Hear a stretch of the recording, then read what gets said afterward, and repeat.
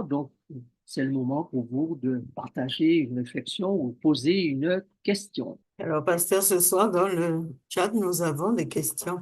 Oui, Une première question, comment Dieu se sanctifie lui-même? non, c'est pas Dieu qui se sanctifie, d'ailleurs. C'est Jésus, homme. Jésus s'est fait homme et Dieu n'a pas de besoin de sanctification, mais Jésus emploie le langage de l'homme qu'il est. Vous avez noté qu'il ne s'appelle jamais fils de Dieu, il s'appelle toujours fils de l'homme. Donc, en tant qu'homme, il maintient avec rigueur, avec détermination, cette sanctification pour que nous puissions l'avoir gratuitement.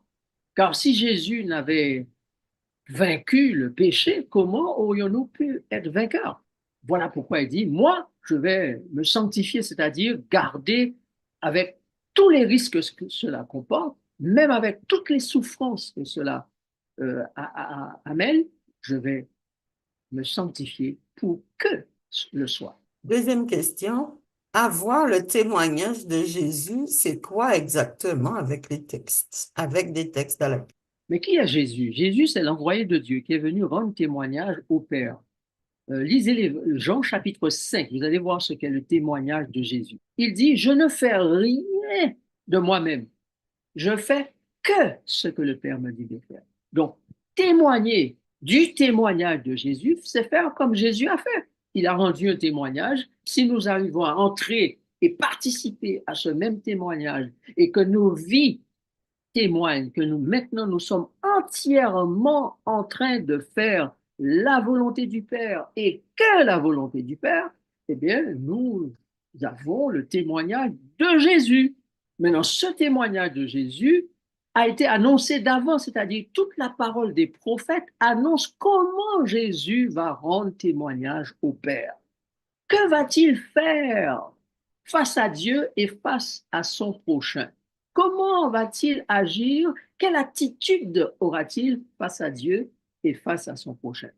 Et Jésus a montré une attitude tellement belle, parfaite, extraordinaire d'amour. Et il dit aux disciples, mes enfants, mes serviteurs, je vous commande de vous aimer comme je vous ai aimé.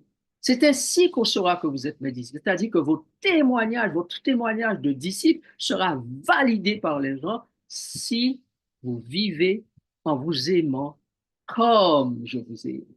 Voilà. C'est tout ce que je voudrais dire pour l'instant. Alors, la même personne pose une autre question. Si on ne croit pas en Madame White, peut-on être sauvé? Bien sûr, on n'a pas besoin de Madame White. On l'a, tant mieux. Ça nous c'est une intelligente qui a eu de la part de Dieu de grandes révélations, qui les a écrites. Et nous avons la chance de pouvoir lire ces choses qu'elle a écrites et qui nous aident à mieux comprendre la Bible. Mais si vous allez vers la Bible, vous avez noté que je ne cite pratiquement jamais de texte d'Ellen White quand je fais mes études. J'utilise toujours les textes bibliques. De temps en temps, quand je connais que certaines personnes souhaitent avoir qu'elle en dit. Donc, je cite de temps en temps des textes, mais ça peut être une ou deux citations comme ça. Mais vous voyez, ce soir, je n'ai présenté aucune citation d'Ellen White. Toutes les citations sont bibliques. Et d'ailleurs, vous avez toute une série de textes à la fin que je vous ai donné que nous n'aurions pas eu le temps de lire ce soir. Vous allez revoir la vidéo, arrêtez, mettez la vidéo sur pause et lisez les textes.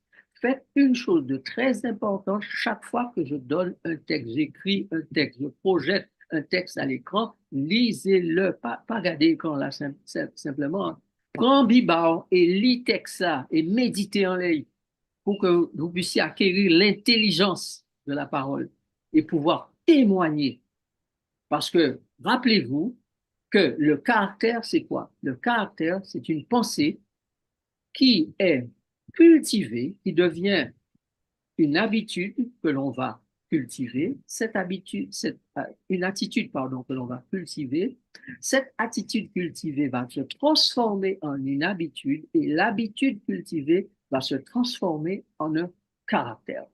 Si vous pensez que tout ce qui est vrai, que tout ce qui est juste, que tout ce qui est pur, que tout ce qui est aimable, que tout ce qui est digne de louange soit l'objet de vos pensées, plus vos pensées sont pures, plus vos attitudes le seront, vos habitudes le seront et votre caractère sera semblable à celui qui est la parole que vous avez lue, qui a transformé vos pensées et qui a fait en sorte que vous puissiez devenir ce que Dieu veut que vous soyez. Mais dans tout cela, il y a une action mystérieuse du Saint-Esprit que nous ne pouvons pas expliquer.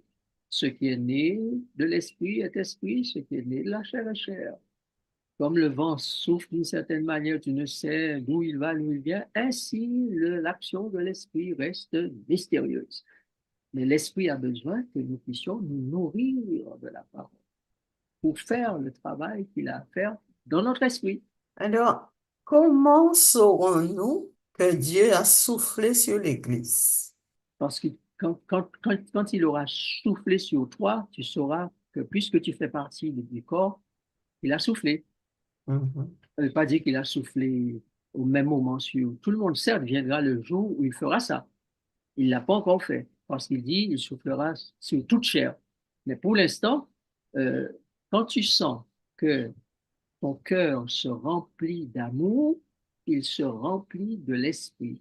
Car le fruit de l'esprit, c'est l'amour, c'est la joie, c'est la paix, c'est la bonté, c'est la bienveillance, c'est la maîtrise de soi, c'est la tempérance, c'est la fidélité. Donc, plus tu vois que ces choses-là se développent en toi, plus tu sais que tu as reçu l'esprit et que l'esprit est en œuvre dans ta vie. Si Mhm. arrives à aimer les gens qui te détestent, je dis qu'il faut aimer ses ennemis, hein, c'est par là qu'on sait si vous avez la perfection du Père, n'est-ce pas? Donc, si tu vois ton cœur grandir d'amour, toute la rancune qu'il y avait a disparu, tu peux revoir tes anciens offenseurs sans avoir de pincement de cœur ni de sentiment ou de ressentiment encore envers eux. Tu peux leur dire bonjour, leur souhaiter tout le bien possible, etc., avec sincérité. Ça, tu sais que tu as l'esprit.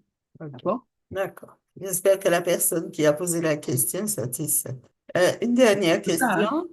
Ce n'est pas Oui. que ça, il y a peut-être d'autres choses, mais je dis l'essentiel là ce soir, en fait, ça se résume, pardon, dans un cœur rempli d'amour. Aimez-vous comme je vous ai aimé. Une dernière question écrite. La Bible ne dit-elle pas que le témoignage de Jésus est l'esprit de prophétie? Oui, c'est ce que j'ai dit tout à l'heure.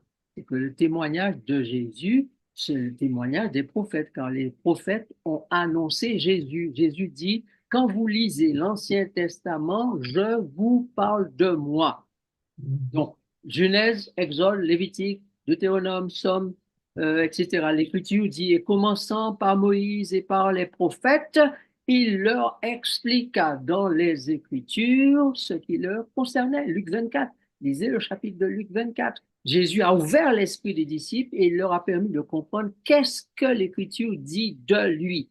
Donc, une fois que vous lisez ce que les prophètes ont écrit, vous lisez concernant Jésus. Donc, le témoignage des prophètes, c'est le témoignage de Jésus.